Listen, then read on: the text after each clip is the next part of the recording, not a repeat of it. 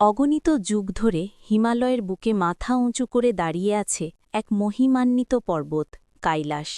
তুষারে ঢাকা তার চূড়া, যেন সাদা রত্নখচিত মুকুট। দূর থেকে দেখলেই মনে হয় যেন আকাশের দেবতারা নিজ হাতে গড়ে তুলেছেন এই রহস্যময় আসন। কথিত আছে এই কৈলাসেই ভগবান শিব ধ্যানমগ্ন অবস্থায় বিরাজ করেন। তার পাশে আছেন মা পার্বতী। দেবতা, ঋষি, মুনি ও যোগীরা বিশ্বাস করেন এখানে দাঁড়ালে আধ্যাত্মিক শক্তি হৃদয়ে প্রবাহিত হয়। একজন তীর্থযাত্রী ভোরের আলোয় পৌঁছালেন মানস সরোবর হ্রদের তীরে। বরফগলা জলে প্রতিফলিত হচ্ছিল কৈলাস পর্বতের অবয়ব। তিনি হাত জোড় করে ডুব দিলেন ঠান্ডা জলে। বিশ্বাস, এই জলে স্নান করলে জন্মজন্মান্তরের পাপ ধুয়ে যায়। সামনেই ছিল রাক্ষসতাল, যেখানে কিংবদন্তি মতে অসুররা পূজা করত। তার নীলাভ কালো জল মানস সরোবরের শান্ত সাদা ঢেউয়ের সম্পূর্ণ বিপরীত, যেন আলো আর অন্ধকারের মিলনক্ষেত্র। তীর্থযাত্রী এবার শুরু করলেন পরিক্রমা।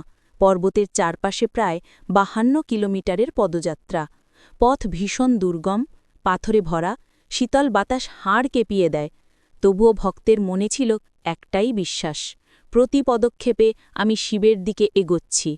কেউ কষ্ট সহ্য করে হাঁটছে, কেউ শরীর দিয়ে গড়াগড়ি খেয়ে প্রতিটি ধূলিকণা মাথায় নিচ্ছে। বিশ্বাস, একবার কৈলাস প্রদক্ষিণ করলে মানুষের জীবনের পাপ তাপ মুছে যায়। পরিক্রমার শেষে তীর্থযাত্রী দাঁড়ালেন এক উঁচু স্থানে। সামনে দেখা গেল কৈলাসের চূড়া, সাদা বরফে ঢাকা, চারকোনা পিরামিডের মতো। বাতাসে ভেসে আসছিল এক অদৃশ্য সঙ্গীত, যেন শিবের ডমরুর ধ্বনি। চোখ বুজে তিনি অনুভব করলেন, এখানেই তো মহাদেব ধ্যানমগ্ন, এখানেই সৃষ্টির কেন্দ্র, জীবনের রহস্য আর মুক্তির পথ। কৈলাসে কেউ শীর্ষে আরোহণ করে না, কারণ এটি কেবল একটি পাহাড় নয়, এটি ভক্তির প্রতীক, আধ্যাত্মিক শক্তির কেন্দ্র। কোটি মানুষের বিশ্বাস, কৈলাস দর্শন মানেই ঈশ্বরকে ছুঁয়ে ফেলা।